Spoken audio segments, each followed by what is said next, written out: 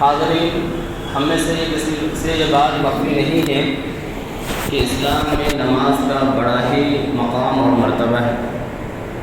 توحید کے بعد، اسلام قبول کر لینے کے بعد، اسلام لے آنے کے بعد جو سب سے پہلی ذمہ داری عائد ہوتی ہے وہی یہ 5 نمازوں کی۔ مکلف پر، ایک مسلمان پر جب وہ بلوغت کو پہنچ جاتا ہے، اس کے بعد سے لے کر کے آخری سانس تک اسے کسی بھی حال میں اس عبادت سے چھٹکارا حاصل نہیں۔ اس عبادت کی اہمیت کا اندازہ ہم اس سے بھی لگا سکتے ہیں کہ دنیا میں محمد صلی اللہ علیہ وسلم کو جو قوانین دیے گئے، آپ کو اور آپ کی امتوں کو جو احکامات دیے گئے، وہ سارے کے سارے احکامات دنیا ہی میں جبرائیل علیہ السلام کے واسطے سے آپ کو دیا گیا۔ لیکن جب نماز کی فرضیت کی باری آئی، جب نماز کو فرض قرار دینے کا وقت ہوا، تو اللہ تعالیٰ نے آپ کو 7ویں آسمان پر بلا کر نماز کا تحفہ عطا کیا، آپ پر اور آپ کی امت پر نماز کو فرض اور واجب قرار دیا۔ نماز کی اہمیت کا اندازہ اس سے بھی لگائیے کہ دوسری عبادتیں جبرائیل علیہ السلام کے واسطے سے فرض قرار پائی ہیں، لیکن یہ نماز بلا واسطہ ڈائریکٹ اللہ رب العالمین کا فرض کردہ ہے۔ دوسری تمام عبادتیں دنیا میں فرض قرار پائی ہیں، نماز جو ہے بہترین رات، معراج کی رات میں فرض قرار پائی۔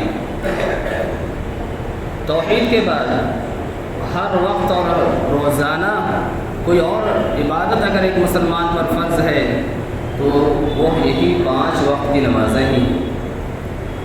اللہ رب العالمین نے جب اس نماز کو فرض قرار دیا تو 1-2 نہیں بلکہ 50 نمازیں فرض قرار دی تھیں، جس سے ہم اس عبادت کی اہمیت کا اندازہ لگا سکتے ہیں کہ یہ نماز کس قدر اہم عبادت ہے، اللہ کے یہاں کس قدر مرغوب اور محبوب عبادت ہے کہ اللہ تعالیٰ اپنے بندے کو ہمیشہ ہر وقت نماز میں دیکھنا چاہتا ہے۔ نماز ہی وہ عبادت ہے کہ جس کا چھوڑنا مسلمان رہ نہیں جاتا ہے بلکہ اسلام سے منتقل ہو کر کے کفر میں چلا جاتا ہے۔ صحابہ کرام رضوان اللہ علیہم اجمعین نماز کے علاوہ اور کسی عمل کے ترک کرنے کو کفر نہیں سمجھا کرتے تھے۔ نماز ہی اسی وہ عبادت ہے جس کے ترک کرنے کو، جس کے چھوڑنے کو وہ کفر سمجھتے تھے۔ تو یہ ساری چیزیں نماز کے مقام اور مرتبے کو، نماز کی اہمیت کو بتلانے کے لیے کافی ہے۔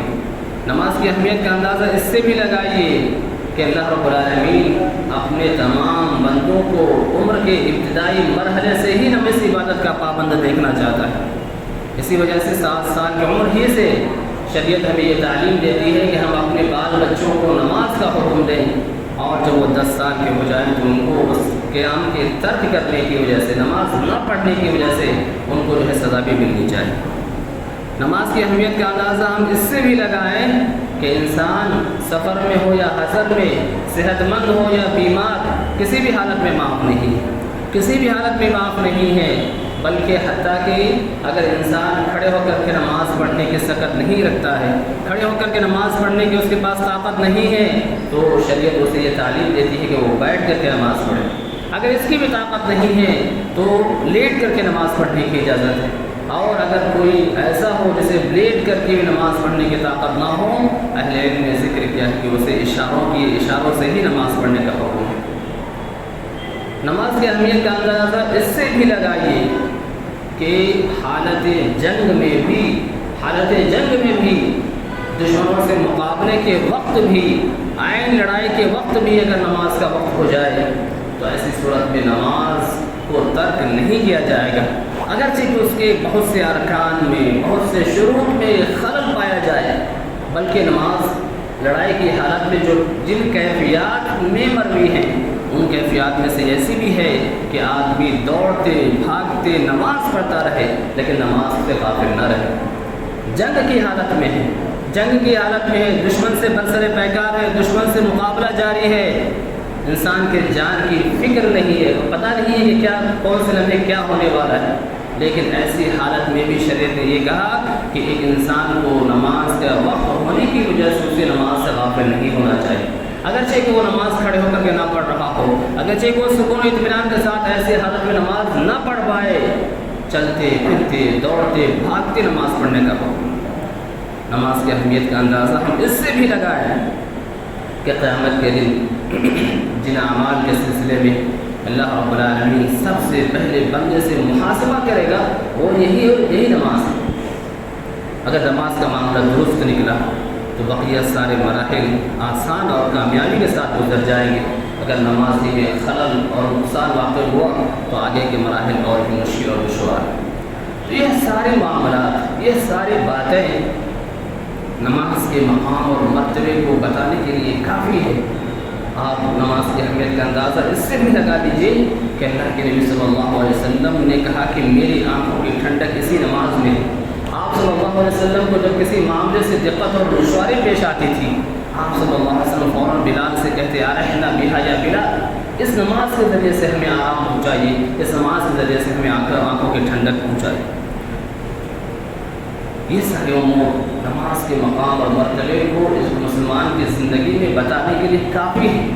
لیکن اس کے باوجود جہاں الحمدللہ بہت سے لوگ نمازوں کی پابندی کرتے ہیں، وہاں ایک بڑی تعداد ایسی بھی ہے جو نمازوں کے سلسلے میں غفلت اور سستی کا شکار ہے، جو نمازوں میں کوتاہی کرتے ہیں، نمازوں کو وقت پر نہیں پڑھتے ہیں، نمازوں کو جیسے اور جس کیفیت سے ادا کرنی چاہیے، جن کیفیت میں نمازیں پڑھنی چاہیے، جس خشوع اور خضوع کے ساتھ اس عبادت کو انجام دینا چاہیے، وہ تمام کیفیت ان کے اندر نہیں پائی جاتی۔ نماز میں تو کھڑے ہوتے ہیں، نماز میں جماعت کے ساتھ تو شامل ہوتے ہیں، لیکن ہمارا ذہن، ہمارا دماغ کہیں اور ہوتا ہے۔ ہم جس کیفیت میں، جس خشوع اور خضوع کے ساتھ اللہ کے سامنے کھڑے ہونے چاہیے ہے، ہم اس کیفیت کو اپنے اندر پیدا نہیں کر پاتے۔ ہم نماز میں ایسے کھڑے ہوتے ہیں بس اوقات کہ لگتا ہے کہ ہم نماز میں کھڑے ہیں یا کیا کچھ اور کام کر رہے ہیں۔ تو نماز کو اس کی کیفیت کے ساتھ، نماز کو اس کیفیت کے ساتھ پڑھنے کی ضرورت ہے جس کیفیت کے ساتھ اللہ کے نبی صلی اللہ علیہ وسلم نے ہمیں پڑھ کر کے دکھلایا ہے، جس کیفیت کی تعلیم شریعت نے ہمیں دی ہے کہ ہمیں اس کیفیت کے ساتھ نماز ضرور پڑھنی چاہیے۔ پھر ہم اس کیفیت کے ساتھ اگر نماز پڑھنے لگ جائیں تو ہم کو نماز میں وہ لذت محسوس ہوگی، وہ مزہ آئے گا جو کسی اور چیز میں نہ ہو۔ نمازوں میں ایک اہم نماز فجر کی نماز ہے۔ احادیث میں اللہ کے نبی صلی اللہ علیہ وسلم نے اس نماز سے متعلق بہت سے فضائل اور بہت سے احکامات بیان کیے، انہی کا ذکر آج کے خطبہ جمعہ میں ہم کر رہے ہیں۔ فجر کی نماز کا وقت جیسے کہ ہمارے علم میں ہے، فجر صادق کے طلوع ہونے کے بعد سے شروع ہوتا ہے اور یہ وقت سورج کے طلوع ہونے سے پہلے تک رہتا ہے۔ جیسے ہی سورج شروع ہو گیا اس نماز کا وقت ختم ہو جاتا ہے۔ فجر کی نماز کے لیے یہ ضروری ہے کہ آدمی فجر صادق کے طلوع ہونے کی تاکید کر لے۔ ایسا نہ ہو کہ نماز پڑھ لے ایسے وقت میں پڑھ لے جب نماز کا وقت ہی نہ ہوا ہو۔ اللہ کے نبی صلی اللہ علیہ وسلم نے اپنے امت کو یہ تعلیم دی ہے، اسفروا بالصبح فإنه أعظم لأجوركم۔ فجر صادق کے طلوع ہونے کا آپ اچھے سے یقین کر لو، خوب اطمینان کر لو، پھر اس کے بعد فجر کی نماز پڑھو، کیونکہ ایسا کرنا تمہارے اجر میں بہت ہی زیادہ اضافے کا باعث ہے۔ لہٰذا ایک بندہ مومن کا کام یہ ہے کہ وہ نماز کے وقت کو اچھے سے جان لے، اچھے سے پہچان لے کہ واقعی نماز کا وقت داخل ہو گیا ہے یا نہیں ہوا ہے۔ ہم شہروں میں ہوتے ہیں تو اس میں اس قسم کی چیزوں میں ہمیں دقت نہیں پیش آتی۔ اگر آدمی سفر میں ہو تو گویا کہ وہاں اس چیز کی تاکید کرنا اس کے حق میں زیادہ ضروری ہو جاتا ہے۔ فجر کی نماز کے سلسلے میں ایک حکم یہ بھی ہے کہ اللہ کے نبی صلی اللہ علیہ وسلم اس نماز کو فجر صادق کے شروع ہونے کے فوراً بعد پڑھ لیا کرتے تھے، اور یہی آپ صلی اللہ علیہ وسلم کا تقریباً ہمیشہ کا عمل ہے۔ آپ نے اس عمل کو آپ نے چھوڑا ہی نہیں ہے۔ اسی لیے صحابی نے یہ بیان کیا کہ اللہ کے نبی صلی اللہ علیہ وسلم ہمیشہ استمرار کے ساتھ پابندی کے ساتھ اس نماز کو غلس میں یعنی اندھیرے ہی میں پڑھا کرتے تھے۔ صحیحین کی روایت میں ہے وَالصُّبْحَ كَانَ النَّبِيُّ صلی اللہ علیہ وسلم يُصَلِّيهَا بِغَلَس۔ فجر کی نماز کو اللہ کے نبی صلی اللہ علیہ وسلم ہمیشہ مسلسل پابندی کے ساتھ تاریکی ہی میں غلس ہی میں پڑھ لیا کرتے تھے۔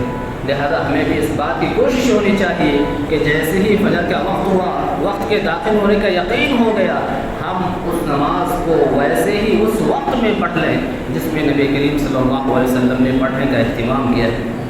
فجر کے احکام میں سے ایک حکم یہ بھی ہے کہ صحابیات دیگر نمازوں کی طرح اس نماز میں بھی اللہ کے نبی صلی اللہ علیہ وسلم کے ساتھ مسجد میں باجماعت نماز پڑھنے کی خاطر حاضر ہوا کرتی تھی۔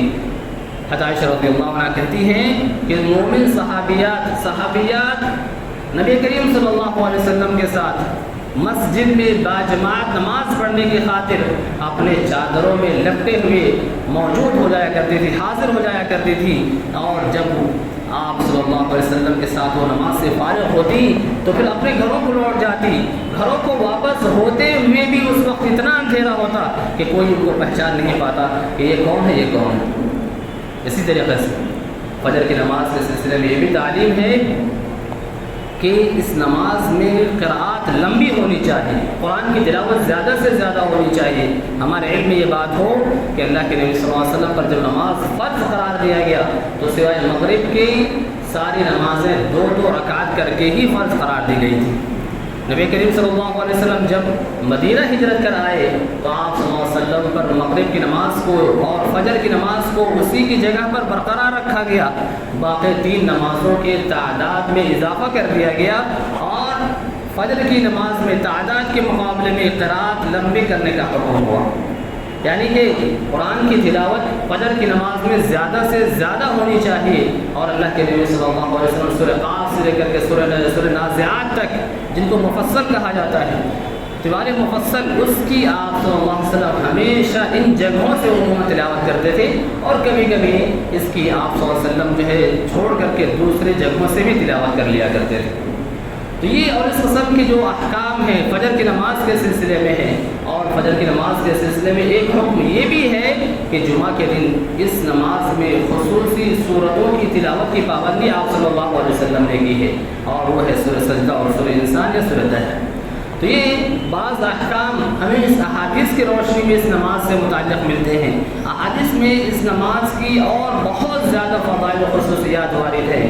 سب سے پہلی خصوصیت جو ہے وہ یہ کہ یہ نماز اگر ہم باجماعت پڑھتے ہیں، اور ایسی ہی ہم نے عشاء کی نماز بھی باجماعت پڑھی ہے، تو گویا کہ اس سے انسان کو پوری رات قیام اللیل کرنے کا ثواب ملتا ہے۔ اللہ کے نبی صلی اللہ علیہ وسلم فرماتے ہیں من صلی العشاء فی جماعت فکأنما قام نصف اللیل ومن صلی الفجر فی جماعت فکأنما قام اللیل کلہ۔ جو آدمی باجماعت عشاء کی نماز پڑھتا ہے، جس نے باجماعت عشاء کی نماز ادا کی ہے، اور پھر وہ فجر کی نماز بھی باجماعت ادا کرتا ہے، تو گویا کہ ان دونوں نمازوں کو باجماعت ادا کرنا پوری رات قیام کرنے کے برابر ہے، پوری رات تہجد پڑھنے کے برابر ہے۔ اس قدر اللہ رب العالمین ان دونوں نمازوں کو باجماعت ادا کرنے سے ثواب سے نوازتا ہے۔ قیام اللیل کی اپنی جگہ شریعت میں فضیلت ہے۔ اللہ رب العالمین نے، اللہ کے نبی صلی اللہ علیہ وسلم نے اس نماز کے بارے میں فرمایا کہ تہجد کی نماز، قیام اللیل کی نماز، تراویح کی نماز، یہ ساری نمازیں فرض نمازوں کے بعد سب سے زیادہ افضل نمازیں ہیں، سب سے بہتر نمازیں ہیں، لیکن اس کے باوجود فرض نماز کا مقام نفل کے مقابلے میں کہیں زیادہ ہے، اس لیے کہ اللہ تعالیٰ کو فرض نمازوں کی ادائیگی نفل نمازوں سے کے مقابلے میں کہیں زیادہ محبوب ہے۔ اسی لیے آپ صلی اللہ تعالیٰ نے ایک روایت میں فرمایا جو حدیث قدسی ہے کہ میرا بندہ مجھ سے قریب ہونے کے لیے جو بھی طریقہ اختیار کرتا ہے، جو بھی راستہ اپناتا ہے، ان راستوں میں میرے فرض کیے ہوئے طریقے اور راستوں سے بڑھ کر میرے نزدیک کوئی اور راستہ محبوب نہیں ہے۔ تو فرض نماز کا مقام اپنی جگہ پر ہے۔ اللہ تعالیٰ نے جس کو توفیق دیا ہے وہ تہجد کا بھی اہتمام کرے۔ نبی کریم صلی اللہ علیہ وسلم نے تہجد کی پابندی پوری زندگی کی ہے، دوسرے کو ترغیب بھی دلائی ہے، فضائل بھی بتلائے ہیں، لیکن اس کے باوجود فرض نماز کا درجہ اپنی جگہ برقرار ہے۔ ظاہر بات ہے کہ ہمیں فرض نمازوں کا شدت سے اہتمام ہونا چاہیے۔ اگر کوئی آدمی تہجد کا اہتمام کرتا ہے تو اسے اس بات کی کوشش ہونی چاہیے کہ اس سے فرض نمازوں میں کوئی کوتاہی نہ ہونے پائے۔ حضرت عمر رضی اللہ عنہ کے زمانے میں سلیمان بن ابی حسبہ نامی ایک تابعی تھے، ان سے ایک دن کوتاہی ہو گئی۔ آپ رضی اللہ تعالیٰ عنہ نے انہیں دیکھا کہ وہ نماز میں موجود نہیں ہے۔ آپ خطاب رضی اللہ عنہ ان کے گھر سے گزرتے ہوئے ان کی والدہ سے ملاقات کیا اور پوچھا کہ وہ سلیمان کہاں ہیں؟ ان کی والدہ نے بتلایا کہ رات کی نماز پڑھنے کی وجہ سے ان کی آنکھیں لگ گئی اور وہ فجر کی نماز میں شریک نہ ہو پائے۔ حتمہ رضی اللہ عنہ نے کہا کہ فجر کی نماز باجماعت حاضر ہونا، فجر کی نماز باجماعت پڑھنا میرے نزدیک یہ زیادہ محبوب ہے کہ میں ساری رات قیام کرتا رہوں، ساری رات میں تہجد کی نماز پڑھتا رہوں، لیکن اس کی وجہ سے میری فجر کی نماز چھوٹ جائے۔ یہ گویا کہ بہت زیادہ اچھی بات نہیں ہوئی۔ اس سے کہیں بہتر اور کہیں محبوب تو یہ ہے کہ ہم فجر کی نماز باجماعت کا اہتمام کریں اور تہجد کی نماز نہ پڑھیں۔ تو فجر کی نماز باجماعت کا اہتمام تہجد کے مقابلے میں کہیں زیادہ افضل ہے، کیونکہ یہ فرض ہے، یہ واجب ہے اور وہ نفل ہے۔ نفل کا درجہ فرض کے بعد ہی آیا کرتا ہے۔ فجر کی نماز کے فضائل میں سے ایک فضیلت یہ بھی ہے کہ جو آدمی اس نماز کا خصوصی سے اہتمام کرتا ہے، اللہ رب العالمین اس کے لیے قیامت کے دن روشنی کا، نور کا انتظام کرے گا، کیونکہ قیامت کے دن الصراط کے پاس الصراط جو ہے اندھیرے میں نصب کیا جائے گا۔ یہاں انسانوں کو، مومنوں کو نور اور روشنی کی ضرورت ہوگی۔ ایسے جگہوں میں اگر ہم نور اور روشنی چاہتے ہیں اپنے لیے، ہمیں تو فجر کی نماز کا خصوصی اہتمام کرنا ہوگا۔ اللہ کے نبی صلی اللہ علیہ وسلم نے فرمایا بشر المشائین فی الظلم الی المساجد بالنور التام یوم القیامہ، جو لوگ تاریکیوں میں، جو لوگ اندھیروں میں مسجد کی جانب چل کر کے جاتے ہیں، قیامت کے دن اس کے لیے مکمل نور کی، مکمل روشنی کی آپ خوشخبری سنا دیجیے۔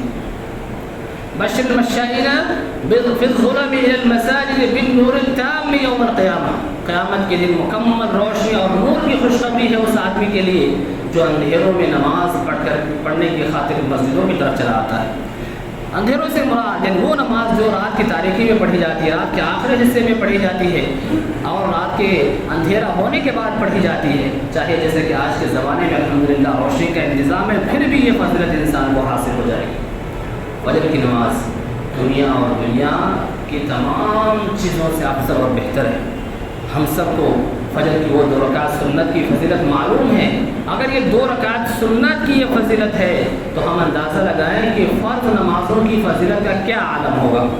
اللہ کے نبی صلی اللہ علیہ وسلم کی مشہور حدیث ہے رکعتا الفجر خیر من الدنیا وما فیہا، فجر کی 2 رکعت سنت ہے، فجر کی 2 رکعت سنت ہے، دنیا اور دنیا کی تمام چیزوں سے بہتر ہے۔ اگر یہ نفل کی یہ فضیلت ہے، نفل نماز کا یہ مقام ہے، تو فرض نماز کی فضیلت کا کیا عالم ہوگا، کیا مقام ہوگا۔ ابھی ہم نے سنا کہ نفل کا درجہ فرض کے بعد ہی آتا ہے، تو جب یہ نفل کی فضیلت ہو تو فرض نمازوں کی فضیلت کا کیا عالم ہوگا۔ ہم اس سے اندازہ لگا سکتے ہیں کہ یہ نماز دنیا اور دنیا کی تمام چیزوں سے کہیں زیادہ بہتر ہے۔ اللہ کے نبی صلی اللہ علیہ وسلم نے اور اس نماز کی فضیلت بتاتے ہوئے فرمایا کہ جو شخص 2 ٹھنڈے وقتوں کی نمازیں پڑھتا ہے، ایسا شخص جو ہے جنتی ہوگا۔ یعنی کہ دوسرے نمازوں کی پابندی کے ساتھ ساتھ اگر ان 2 ٹھنڈے وقت کی نمازوں کی اگر ہم پابندی کرتے ہیں تو یہ ہمارے لیے باعث دخول جنت کا ذریعہ ہے، دخول جنت کا سبب ہے۔ اللہ کے نبی صلی اللہ علیہ وسلم نے فرمایا من صلی البردین دخل الجنت، 2 ٹھنڈے وقتوں کی نماز یعنی کہ فجر کی نماز اور عصر کی نماز، ان دونوں نمازوں کی خصوصیت کے ساتھ اگر کوئی اہتمام کرتا ہے تو اللہ کے نبی صلی اللہ علیہ وسلم نے فرمایا کہ وہ شخص جو جنتی ہوگا، جنت میں داخل ہوگا۔ اسی طریقے سے آپ صلی اللہ علیہ وسلم نے اس نماز کی فضیلت بتلاتے ہوئے فرمایا کہ جو آدمی ان نمازوں کی پابندی کرتا ہے، فجر کی نماز کی پابندی کرتا ہے، سورج کے غروب ہونے سے پہلے اور طلوع ہونے سے پہلے کی نماز کی پابندی کرتا ہے، ایسے شخص جہنم میں داخل ہو ہی نہیں سکتا۔ فجر کی یہ نمازیں بندے کی نفاق سے برات کی دلیل ہے اور علامت ہے۔ اللہ کے نبی صلی اللہ علیہ وسلم نے فرمایا کہ 2 نمازیں ایسی ہیں جو منافقین کے لیے بڑی بھاری نمازیں ہیں، بڑی مشکل نمازیں ہیں۔ ان نمازوں میں حاضر ہونا منافقین کو بہت ہی گراں گزرتا ہے، اور وہ ہے عشاء کی نماز اور فجر کی نماز۔ منافقین کے لیے یہ دو نمازیں بھاری کیوں ہیں؟ ان دونوں نمازوں میں آنا منافقین کے لیے مشکل کیوں ہے؟ اس لیے کہ وہ تو اپنی نمازیں لوگوں کو دکھانے کی خاطر پڑھا کرتے تھے۔ عشاء کی نماز کا معاملہ ہو، فجر کی نماز کا معاملہ ہو، ان دونوں نمازوں میں ریاکاری محفوظ ہے۔ ان دونوں نمازوں میں روشنی نہ ہونے کے سبب اس زمانے میں لوگوں کو دکھا نہیں سکتے تھے، اور دوسرا یہ کہ یہ عموماً پتہ نہیں چل پاتا تھا کہ ان دونوں نمازوں میں حاضر ہیں یا حاضر نہیں ہیں۔ لیکن اسی وجہ سے یہ لوگ بالخصوص ان دونوں نمازوں میں پیچھے رہا کرتے تھے۔ آپ صلی اللہ علیہ وسلم نے فرمایا کہ یہ دونوں نمازیں انسان ایک منافق آدمی کے حق میں بہت ہی زیادہ گراں، بہت ہی زیادہ مشکل ہے۔ مطلب یہ ہوا کہ جو ان اوقات کی نمازوں کی پابندی کرتا ہے، ان نمازوں کی حفاظت کرتا ہے، وہ منافقین کی صف سے اپنے آپ کو باہر کر لیتا ہے، وہ نفاق کی علامت سے خود کو بری کر لیتا ہے۔ آپ صلی اللہ علیہ وسلم ان نمازوں میں دیکھتے کہ کوئی آدمی موجود ہے یا موجود نہیں ہے تو سمجھ جاتے کہ گویا کہ یہ منافقین کے قبیل سے ہے۔ ایک مرتبہ اللہ کے نبی صلی اللہ علیہ وسلم نے نماز پڑھائی اور پوچھا کہ فلاں شخص حاضر ہے؟ صحابہ نے کہا کہ حاضر نہیں ہے۔ پھر دوسرے آدمی کا نام لیا، ان کے بارے میں بھی کہا گیا یہ بندہ بھی حاضر نہیں ہے۔ آپ نے ایک تیسرے شخص کا نام لیا اور پوچھا یہ بندہ حاضر ہے؟ کہا وہ بھی حاضر نہیں ہے۔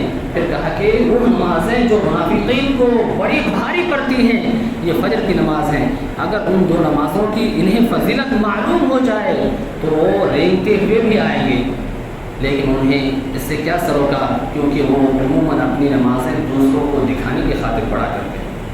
فجر کی نماز ایک بندہ مومن کے گردن میں جو شیطان گانٹھ لگاتا ہے، اللہ کے ذکر و اذکار وضو کرنے کے بعد فجر کی نماز وہ تیسرے گانٹھ کے کھلنے کا سبب بن جاتا ہے، جو شیطان جو ہے ہر انسان کے گردن پہ گانٹھ روزانہ لگاتا ہے۔